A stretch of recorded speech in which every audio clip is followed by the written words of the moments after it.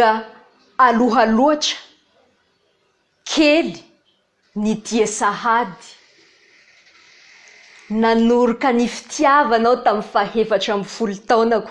Natolotry niaraka tamin'ny molotro tamin'izay ny tenako manontolo. Aina fo fanahy. Adolatsento ny tady namana hamaharana, hifampitantana, hiara-dalana, hifampizarany manta sy ny masaka, hifampiresaka ny rehetra, misy heviny na tsia, hifampitrotro, hifampibaby, hifanoana, hifankatia. Nomeko azy tanteraka ny fahatsorako, navelako namolavola ahy izy, nampihiratra ny masoko ny firaisan-dalana taminy, nampianariny ahy ny fandehan'izany fiainana izany. Tao anatin'izay, ny fanaiko fa tsy hifanimba, ny fanometoky tsy hifanary, dia ny fampitaritarika teny, tsy nahalala intsony menatra, fiarahamonina na ray aman-dreny. Ny arany karenjy, ny fanosina, ny fampitakosina, ny seho-tatsy, ny seho-taroa, nananobohitra mihintsy aza. Vitsiny tsy nahalala, nampirearea ny fitia, namaivay ny afo anaty, nanosika tamin'ny rehetra. 5 taona ny arahana, inona ny tsy efa natao, inona ny tsy efa vita, tanjona lehibe napetraka, hiara-isidina ho any ampita. Feno nofinofo ny fiainanay, diso mandrevirevo loatra aza moa hono, bonaika be hoe izahay manao kadispenana maniditsidina, tsotsotra izy mantsotsinina, no heverina tsy ahatsara. Ny sesika ny vady atolotra, mama ny pasopasoka saina, dada tonga dia nijadona, ny mahafinaritra sy ny mahasoa izany hono tsy miaraka, fa na soroniko ny hoaviko, na izahay misaraka. Etiny safidy, ambany fahefany lehibe ny tena, fahendrena ny manoa, zanaka ihany koa le meny adidy, hanatanteraka ny sitraky ny fondray sy ny sitraky ny fondreny. Mahazaka maniraka ny hetaeta teo reharehan'ny masoandro amam-bolana, izakana ny tserany aina sy ny saina. Dila tsy lasa dala, tsy nanary lamba, tsy niboridana. 3 taona hiany nefa ny fetra, iny aho ny ridana. Nadaboko fatiny rehetra, najanoko ny fikelezanaina amin'ny raha ratsy ahitam-pahafinaretana, natsahatra ny fanahiana ny vavan'ny olona, na atoko ny fandrindrana ny fiainako hifanaraka amin'ny fitsipim-piarahamonina. Nahoana moa no ny hafa no hamaritra izay mahasoa ahy? No raisiko an-tanana ny fahasambarako, niverinao ny ombina tamin'ny voaloham-pitiavako. Dia ity tononkalo ity, natao hirakitra ny voady, hoe izaho sy ny silamo poezia, Sonia Mandramaty. Wow! Tsy ny olon-drehetra aloha no mahay manoratra sy milaza zavatra lalina be tahaka izany e. Izay le hoe samy manana ny ainy, ary ito leta io dia mila ampiasaina satria dia izay mihitsy no ataon'ity vehivavy ity. Poète rebely, mpiangaly slam poezia sy manao spoken word, nanomboka tamin'ny 14. Misy antony manokana ve le anarana? Poète rebely na poète rebelle amin'ny teny frantsay. Poète satria manao poezia, manoratra tononkalo, manoratra poème. Rebelle satria mahita kokoa hoe zay no tiako hitondrana ny asa soratro malalaka ao anatin'izay fanoratana sy fanehoan-kevitro izay. Eo ary mba zareo kely aminay ny atombohan'izany poète rebely izany. Nisy fiantsona fifaninanana slam poezia petadrindrina tao amin'ny sekolinay, dia hoe mila solotena avy ao amin'ny sekoly, fa mila mifanintsana aloha ny mpianatra rehetra tao an-tsekoly, dia misy kategoria le izy primaire, collège, lycée, dia zany no lany solotenany kategoria collège tamin'izay. Tany amin'ny Alliance Française de Tuléar no natao ny fifaninanana, dia zay no ny akara-posehatra na slam poezia voalohany, zay no fifaninanana voalohany nataoko, dia zay koa no nandrombako laharana voalohany. Tsy jalan'olo adala ty ahy tsy amaimay fahatany, fa zaho na mandoa hetra nisy raha embenako any, ezaky fanatsara fampivoary. Ny teny frantsay sy ny teny malagasy no ampiasain'ny tovavy, teny gasy avy any atsimo ary teny gasy ofisialy. Fa ahoana ny tsirin'izay fitiavana manoratra izay?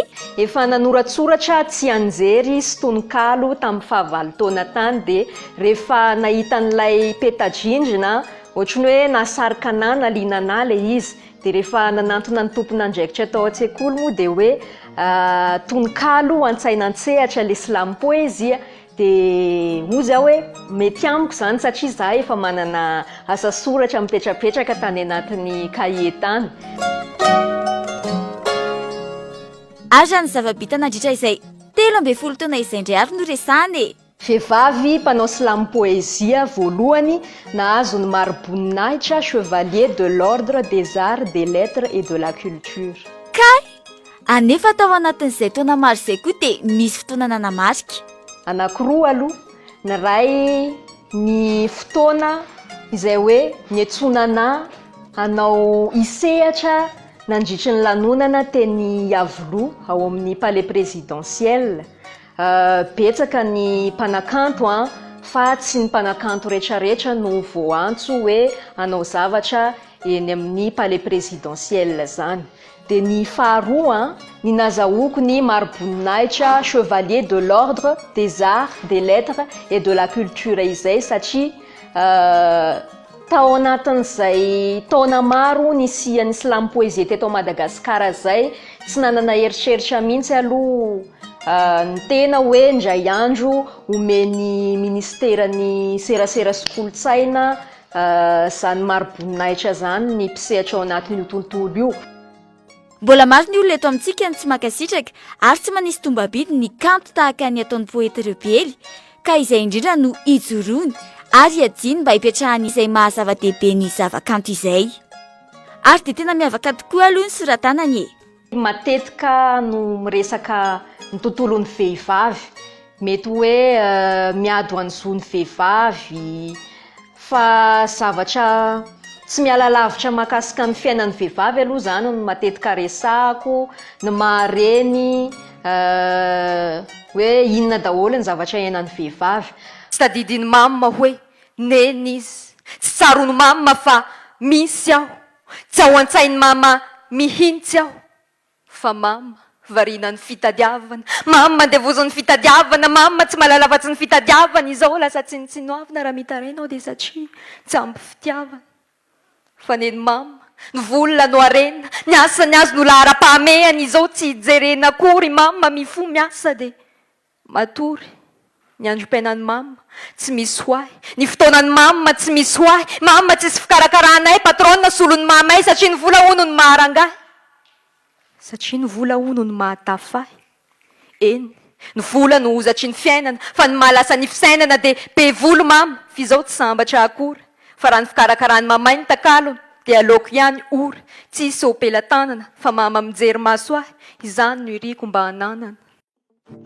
Ny tetikasa moa izany tsy maintsy misy foana. Projet vao nivoaka tamin'ity taona 2023 ty aloha zao tamin'ny avril teo dia rakipeo spoken word, album de spoken word mitondra ny lohateny hoe Anindaotse, ahitana 13 lohateny ao anatiny, fa ny projet futur kosa dia eo am-pieritreretana ny amoaka recueil de poème zao sy miketrika deuxième album.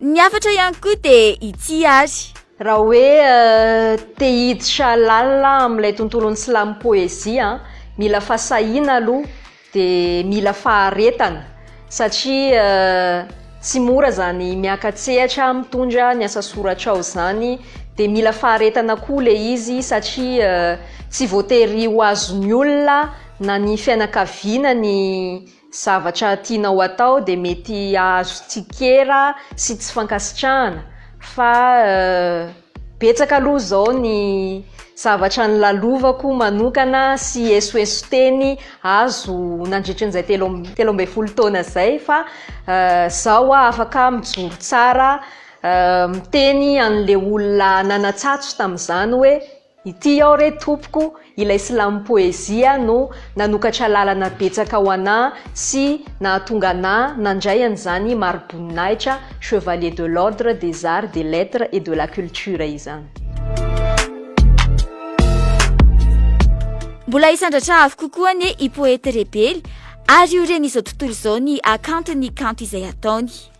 Malagasy aho, malagasy ianao, malagasy isika. Mety tsy iray aina, iray saina fa kosa iray fo. Mety tsy ho gasy baba, gasy mama fa gasy ny fo. Mety ho malagasy avy any andafy avaratra, malagasy avy any andilam-bato, mety tsy ho zanatany fa ianao havanay hiany. Satria mankatiany gasikara, ka nahoana moa ny tsy hifankatia, fa andao hifanotrina, andao hiaradia, hiaraka isika handrafitra ny ho avy iombonana. Zanaky Madagasikara, miara-mientana hananga nampitso tsaratsara.